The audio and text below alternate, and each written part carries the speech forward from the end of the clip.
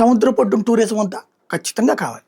విల్లాలే కడతావా? లేకపోతే గనక ఇంకో బిల్డింగ్‌లే కడతావా? ఆ ప్రాంతం అంతా గూడా ఓ పక్కన సముద్రం కాళ్ళ దగ్గరకొచ్చేటట్టు చేస్తారా?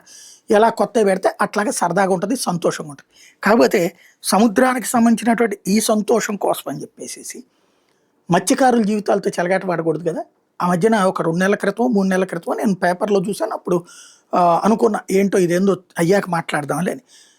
బాపట్ల జిల్లాకి సంబంధించినటువంటిది ఆ సముద్ర తీర ప్రాంతంలో 8 గ్రామాల మత్స్యకారులు చేపల వేటకి వెళ్ళాక ఆ పడవలని ఒక కాలవలాగా దాంట్లో నుంచి ఉన్నటువంటి దాంట్లో తీసుకొచ్చి అక్కడ పార్క్ చేసుకుంటారు. ఆ తర్వాత వెళ్ళేటప్పుడు దాని నుంచి బయలుదేరి వెళ్తారు.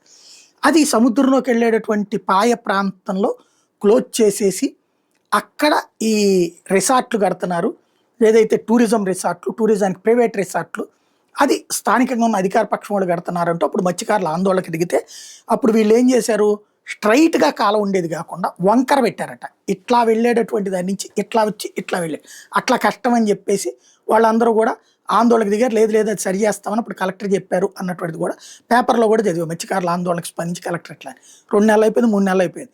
ఇవాళ చూస్తే అకస్మాత్తుగా బాపట్ల దగ్గర రోడ్డెక్కేసేసి వాళ్ళందరూ కూడా ఉద్యమం చేశారు. కలెక్టర్ వచ్చేదాకా సమాధానం చెప్పేదాకా మేము కదలం.